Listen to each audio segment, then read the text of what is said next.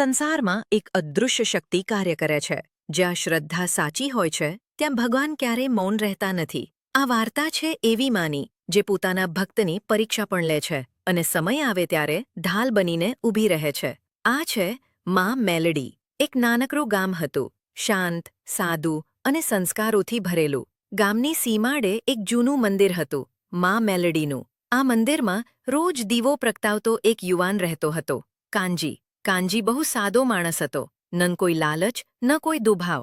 એના દિવસની શરૂઆત માં મેલડીના નામથી થતી અને અંત પણ એના જ સ્મરણથી. એ કહેતો, માં, મને કશું નથી જોઈએ, માત્ર તારો સાથ રહે.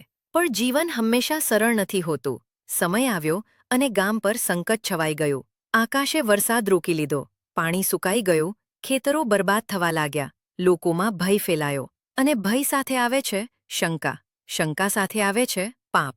ગામના કેટલાક લોભી લોકો પોતાની ભૂલ છુપાવવા કાનજી પર આરોપ મૂકવા લાગ્યા. કહેવા લાગ્યા કે આ બધું એના કારણે થયું છે.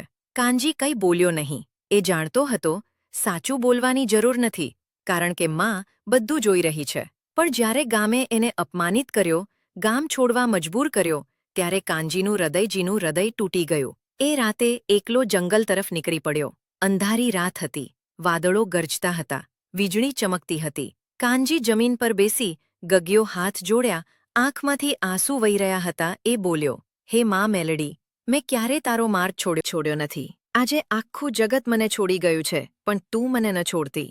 પવન તેજ થયો, ઝાડ હલવા લાગ્યા, રાત વધુ ઘેરી બની ગઈ. અચાનક એક ઘંટડીની અવાજ સંભળાઈ અને પળભરમાં આકાશમાંથી લાલ અજવાળું ફેલાયું. એ જ પ્રકાશમાંથી માં મેલડી સ્વયં પ્રગટ થયા, દિવ્ય શક્તિશાળી, પણ આંખોમાં અપરંપાર કરુણામાં બોલ્યા, ડર ન કર ભક્ત, આ દુઃખ તારી હાર નથી, આ તારી ઓળખ છે કાનજી. જમીન પર પડી ગયો, એના હોઠ કંપતા હતા. માં મેલડીએ કહ્યું, જે ભક્ત સાચો હોય છે એની કસોટી લેવાય છે, પણ રક્ષા હું જાતે કરું છું. માએ હાથ ઊંચો કર્યો, આકાશ ગરજી ઉઠ્યું, વાદળો વરસી પડ્યા, વરસાદ વરસ્યો, જોરદાર વરસાદ. ગામમાં સુકાયેલા ખેતરો લીલા બન્યા. લોકોને પોતાની ભૂલ સમજાઈ, ખોટા આરોપ લગાવનારા લોકો ડરી ગયા. સવાર પડી, ગામવાળા કાનજીને શોધવા નીકળ્યા અને જોયું, કાનજી મંદિર પાસે સુરક્ષિત બેઠો હતો. એના ચહેરા પર શાંતિ હતી. બધા એની સામે નમ્યા, આંખોમાં પશ્ચાતાપ હતો.